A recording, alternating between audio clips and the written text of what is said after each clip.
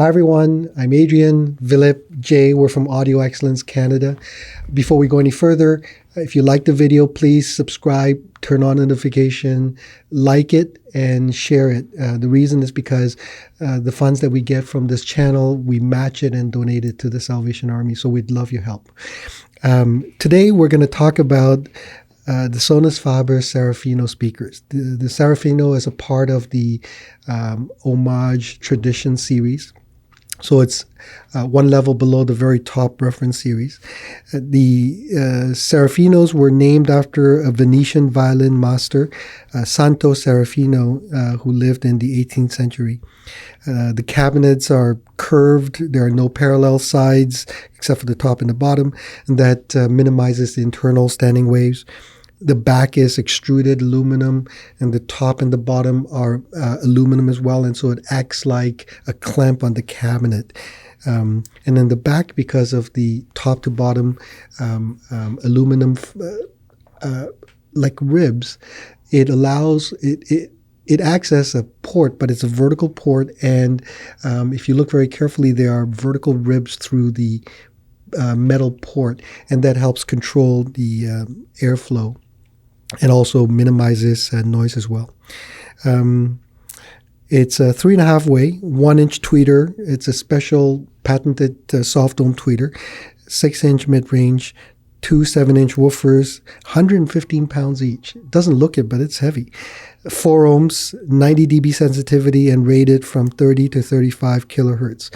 It's 22,900 US or 30,915 Canadian.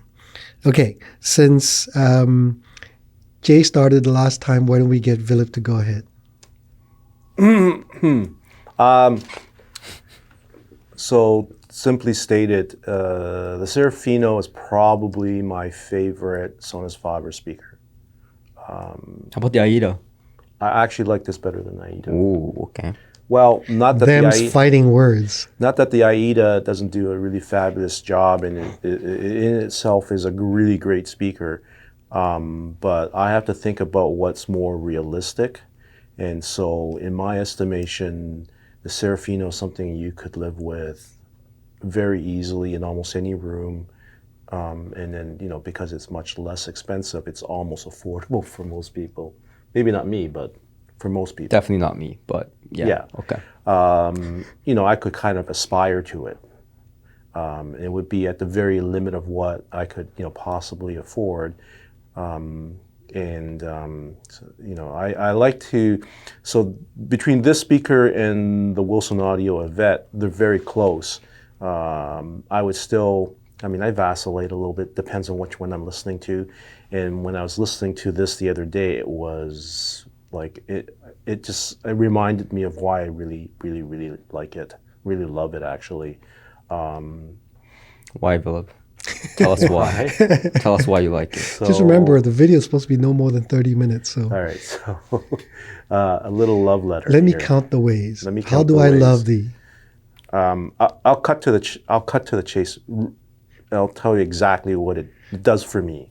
And now the speaker is characterized by a very beautiful mid-range. It has something all Sonus fabers have, which is this kind of like beautiful mid-band, in a way sort of like British speakers in the past, but they're not tubby. So these are not tubby. It has bass extension, it has high frequency extension, and that mid-range is just beautiful. When you're playing female voices especially, there's a magic there. There's an undeniable kind of magic. The way that box works, it's much like a musical instrument. So there's a resonance about it that is pleasant. It's always pleasant. And at the same time, the speaker is actually quite neutral in that whatever kind of music you're playing into it, this is what you're going to hear. So I was listening to it last night, and I was playing a lot of 80s music, which was not a good idea because it's just not well recorded. And this speaker will tell you exactly how poorly recorded it is. Although, when I came in this morning at 3 o'clock, believe it or not, 3 o'clock this morning, and I turned on the system to warm it up so I could do my final thoughts on it, the last track that was played, or one of the very last tracks was, no, it was the last track, was Bare Naked Ladies. Yes. And I said, oh my God, I'd completely forgotten. So I pressed play, and it brought back all these wonderful memories. And in fact, it's a great album. Well recorded, sounded really good. The song was If I Had $1 Million. That's right. And so that's a little bit of wistful longing on my part. But actually, that recording is really good. It is very good. The bass player was a client of ours way back 100 years ago. Yeah. Before, just when they were just starting to get a bit of traction as a band. Yes, so I was playing Bananarama. Yes. The extended version of Shy Boy, which I really loved way back then, and it was awful. Because you can tell exactly how they've recorded it. So the three female singers, their voices are masked together, and then it's got a lot of reverb on it, and they're doing something, and you do can't the Parachute Club as well. I didn't do Parachute Club. I played a few other things, including Simon Tears for Le Fears. Bon. No Duran Duran. But I have seen that band live. So I was playing Tears for Fears, and I love that band. Yeah. But the recordings are not that good. I played the best versions of these songs, and so it was disappointing. And then I played Gregory Porter as my go-to song, and then suddenly I was transformed into another world. It was so beautiful. The combination was the Serafinos being driven by the Hagel H390, and we were using in this setup the MSB discrete DAC. Tell them why. Why is the system set up like that? Why is the system set up like that? Because we had a client come in who has past labs equipment, and the previous time he had come in, he listened to the D'Agostino amps, and they were not quite as realistically a good match in terms of what he has. So we decided to go with something a little bit less, which is the Hagel, which is more affordable. And I just really like the MSB DAC. So I'm playing Hey Laura, and the speaker was able to portray emotions in a way that connected really, really deeply to me. I wasn't quite expecting it, because I hadn't played this song in a while on this pair of speakers. And so I was just totally transported. It was a really touching kind of moment, because you reflect back on maybe some of the things that have happened in your life, and this song talks a lot about, the end of a relationship and the regrets that one has, and how one could possibly maybe rewrite it a little bit, but that's not realistic. And so all these kind of feelings come forth in this setup. So that's a really amazing thing. That's why I love the speakers so much. When it comes right down to it, it almost seems like, it's like you're playing the blues, and the blues are in minor keys, and it's all emotion, it's sadness, and these are all portrayed by the speaker in a wonderful way. And it allows you to be a little bit cathartic, and that's what it does better than, for instance, the Wilson. The Wilson doesn't quite get to that same point, at least not the Yvette's. So I know it's a very narrow way of looking at this speaker, but because of its ability to portray those kinds of deep emotions, this is why I think it's a really fabulous speaker. I mean, it does all the other things. It goes very low. It's very neutral. You don't really hear the box at all, ever, or at all, outside of that kind of beauty in the mid-band. And it has super smooth, extended, high frequencies. It has an ability to, of course, give you that gigantic soundstage, realistically gigantic soundstage with pinpoint placement of everything inside and all the separation. So, at this level, you should expect that from the speaker that you're listening to. Great. And yeah, that's it. Cool. Jay? Let me just readjust my microphone here. Trying to think of things to say there, boy. No, getting ready. So thank you for watching, guys. Subscribe, like. What am I supposed to say? Oh my goodness. Okay, well, See, I actually listened to the speaker. well, I listen to the speakers too Did you listen to it that way? with emotions, Yeah. or like Was he you said drunk? deep with deep emotions. Yes. How deep? 3 meters? At the very least, yes. At I the was very drowning. least. Okay. I was drowning. It was like a really Okay. Well, we're Intense- running out of in- time, so I'll intense. get to it. Yeah. So the Serafino is like a no-brainer in a lot of cases because take the Wilsons like the Sabrina that I love so much and add a little bit of warmth and magic to the mid-range, and that's basically what you get. Now, my preference, I would still pick the Sabrina because that has been more of a nostalgia to me because that's like the first speaker I ever heard. It has authority and such that's a little bit more than the Serafino. But what I like about the Serafino and what I think a lot of people would appreciate about it is that a little bit of mid-bass energy exaggeration. So on certain speakers, take the Sonus faber Sonetto line, for example. In certain room, in certain components, I find it to be a little bit too exaggerated in the mid-bass region, personally. And the Serafino and what was the Electa Amateur speakers, I really like that speaker and this speaker because it has just the right amount, so that you don't even notice, being unnatural or anything like that. So that's what I really, really like about it. It has the perfect amount of warmth. It kind of reminds me of, now in no way is a comparison to, its actual performance in terms of soundstage depth, imaging, high frequency extension and so forth, but it reminds me of the tube characteristics, the tube system I had. It has that kind of beauty to it. It has that kind of warmth and layering to the sound that is almost, in no comparison to other speakers. Now, other speakers may have, and certainly other speakers may have better detail, may have better extension in the high frequency, may be even better at imaging and sound staging.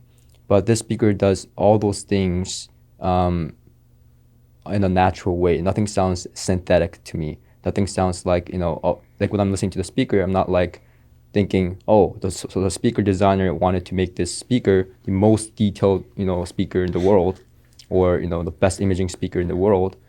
This speaker is like all arounder. If you told me what is one thing that the Sonus faber does very well, I would be like, well, it does everything very well. So it's like a very good all-rounder. There's not one thing that makes me think, oh, this is what Sonus faber was trying to be best at. What it's best at is basically the music, the enjoyment of music, the emotional ties that you get when you're listening to the speakers. So that's what makes me impressed with the speaker. Not so much that it does, one thing right, but it does everything right. And it doesn't exaggerate anything to a point where you're like, okay, so they wanted to make the speaker a really bass heavy speaker, or the most party like speaker, or the most detailed retrieve speaker. You can party with a speaker. You can, but I'm saying that's the thing. You can party with it. You can do all these things, and it does everything across the the band very well, right? It's not trying to do one thing specifically well. It's because it does everything very well, evenly. It's a very good all rounder, with a hint of warmth to the sound that many people love. And I don't think, did you ever explain why you like the speakers? It was the entire reason, the emotional tie. It's not entirely that, but I do have one little story, a very short story. All right. So my client King got a pair of these Serafinos off of me. He was using B&Ws before, and he has all McIntosh, C2300, and what did he buy? He bought a MC302. Yeah. And he bought the Serafinos based on my recommendation and what we heard in the store, and he took it back home and called me back 3 days later, says, I hate this. This is awful. I hate it. And I said, King, give it a chance. Okay. I get another call 2 weeks later, and he says, oh, what happened? It so totally changed. I love it so much. There's so much bass coming from it. He hadn't expected, he didn't know what that level was. He hadn't never experienced it. And the speaker allowed him to experience an entirely elevated level of enjoyment. It did all these things well that he didn't hear at the beginning. He was so disappointed, and then he was so grateful. So to me, that validates what I'm hearing. Okay. Yeah, for sure. Yeah, and the other reason that, like, Adrian always says, if he had a choice, of taking speakers home, he would, just pick the Sonus faber because it's like a furniture grade. It's beautiful. It's handcrafted in Italy. There's very rarely a speaker that is built to this level. This is true because the Serafino just looks beautiful sitting there. You can have it easily with lots of really fine furniture. Do you think, a beautiful room. You guys think that might be part of its also challenge? Because I was thinking about this quite a bit last little while. When something is that attractive and the function of the product is not necessarily meant to be attractive, do you think that takes away from a credibility or respect, perhaps? Oh, you mean like, you're talking about that theory where it's like, if it looks good, then it must perform terrible. Yeah, so, for a long time, we've all had this discussion, right, multiple times, where our industry has gone through phases where if you look at, for example, the products made in the 60s and 70s and 80s, they look pretty bad. They're just made and designed by guys for guys. And then whenever we get the opportunity to talk to women, they always say, it looks terrible. They love the music, but it looks terrible. And it's very few instances where products do look good and they also sound good. But oftentimes those products that look good don't get the kind of respect that I think audiophiles and music lovers who are in this industry should give.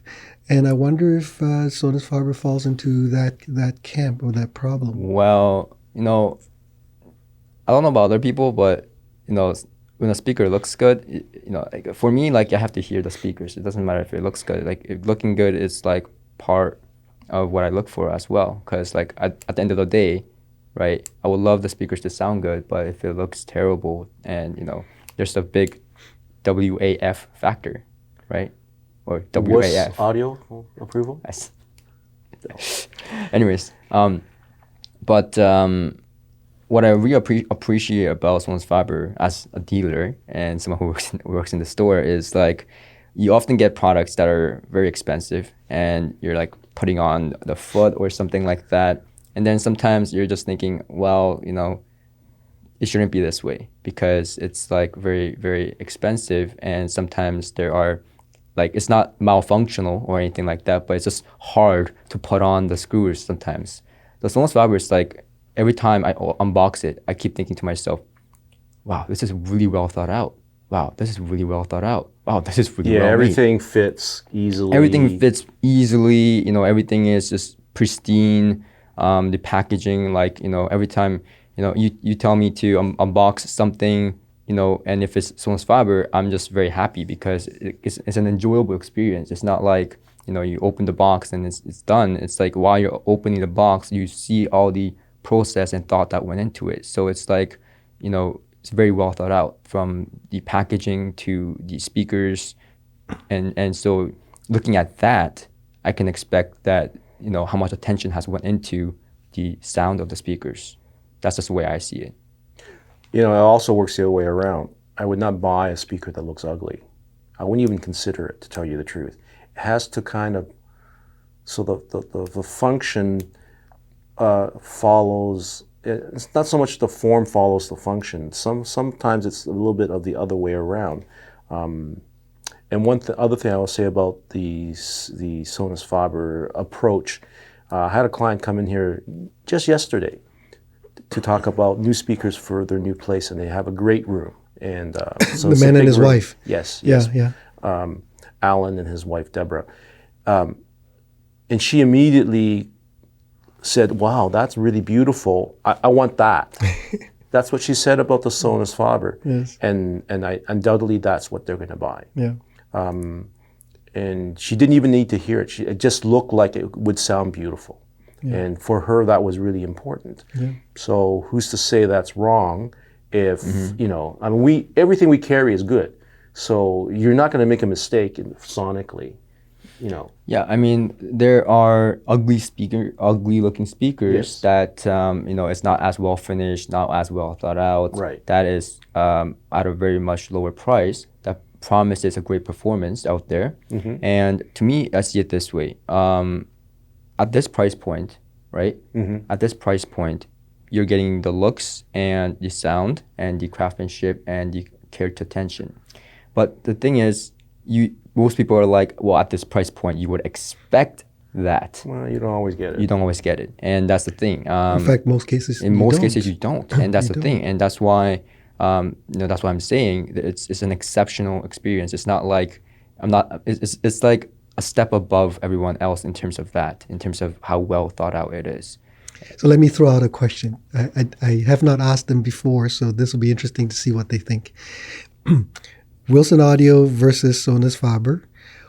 Who is Paul McCartney and who is John Lennon?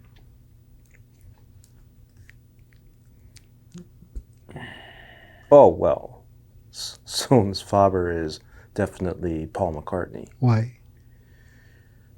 Because Paul was the one who wrote the really beautiful melodies, and he was more kind of like pop, like in a sense that he would write songs that people can easily sing along to. And I think John is a bit more measured and a little bit more multi-dimensional in terms of it's not necessarily about beauty, but it's about truth. And I think the Wilson is closer to that. That's very well said. That's very well said. Yeah. Yeah. I mean, looking at the craftsmanship just alone, it's like the Sonus faber, right? I think the first thing that we noticed was like there's no screws in the front, right? There's no screws, like the drivers and stuff. Yeah, I hate those speakers where you see them and there's whatever how the basket is attached to the frame, you can see all the exposed screws.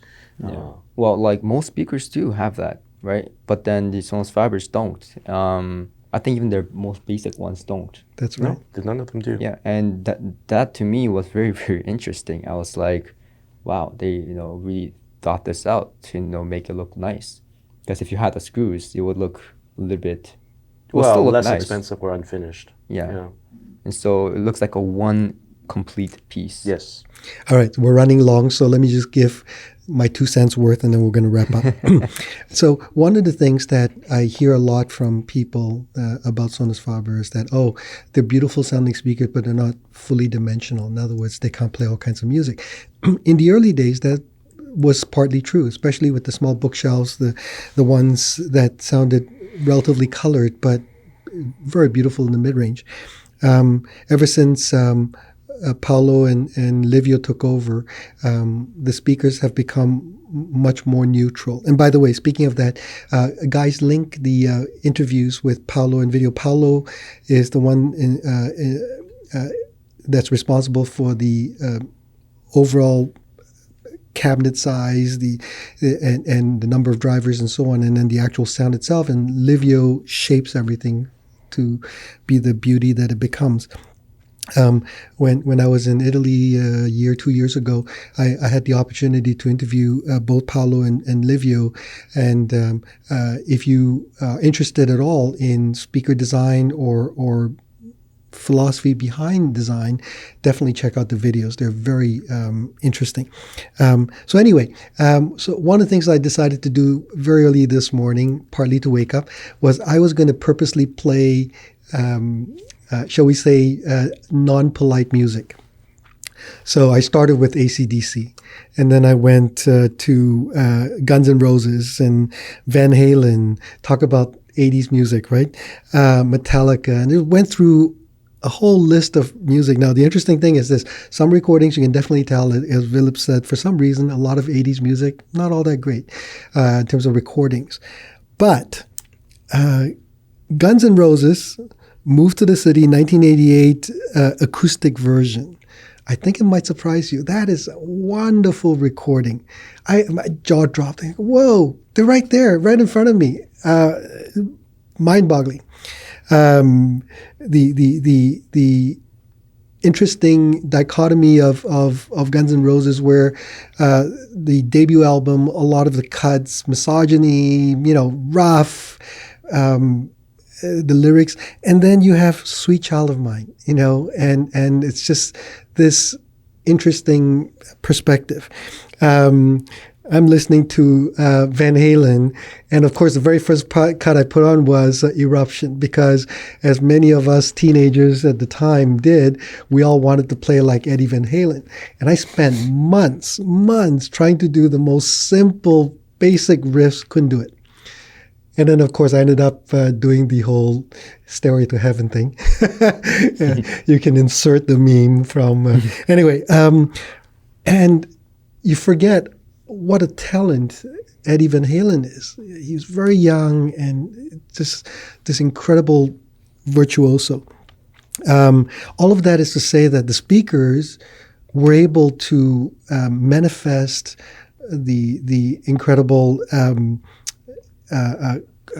capability and talent of even not necessarily great recordings. And I had just tremendous fun with these speakers very early on. And then finally, one of the last cuts I listened to before I wrapped it all up, Warren Zevon, his last album just before he died, Keep Me in Your Heart. And what a poignant song. If you haven't heard it, definitely check it out. If you know the story behind it, it might bring you to tears as it did to me. Very last recommendation I would give all of you, when Simon and Garfunkel, when Paul Simon wrote Bridge Over Troubled Water, there's a documentary about it on YouTube. You should watch it. They performed it live in 1969. I have the album. I bought it at Starbucks. One of the best things I've ever done for music acquisition. Performed live for the very first time in a stadium, and you have tens of thousands of people watching them live. And Paul talks a little bit about how they just wrote this. This is the first time they're singing for the audience. And then you hear Garfunkel come on with his absolutely gorgeous voice back then. And I mean, literally, you can't hear anything except his voice and the piano. And the piano is played with this gospel theme. And I listened to the entire thing and just thinking, my God, this is absolutely beautiful. And then as he hits the very, very last notes, the audience erupts, just goes nuts. Imagine being there the first time, hearing this beautiful treasure of a song for the first time, right? Hasn't been released yet, and you hear it live. I mean, this was spectacular. And I had goosebumps, still do. So that's the beauty of the Serafino for me. And we could go into more, but we're running out of time. Perhaps, for example, the first time that we had the Serafinos hooked up with the MC901s, the three of us. Oh, that was great. Jaw dropped how great that sound was and still is. Well, it helped me actually convince a client that Sonus faber was worthy. Yeah. And then he bought a pair of 901s. Yeah. So anyway. Jerry is falling asleep. Yeah, in the middle of this. Okay, so that's right. Anyway, we're gonna end this now. I'm Adrian, Vilip, and Jay. We're from Audio Excellence Canada. Thank you for watching. Again, if you like us, please subscribe, turn on notifications, share the video, and give us a thumbs up. And add your comments below. We'll get back to you if we can, or as quickly as we can, I should say. Thanks very much. Take care. Bye-bye. Adrian is becoming a pro at this now. Bye, everyone.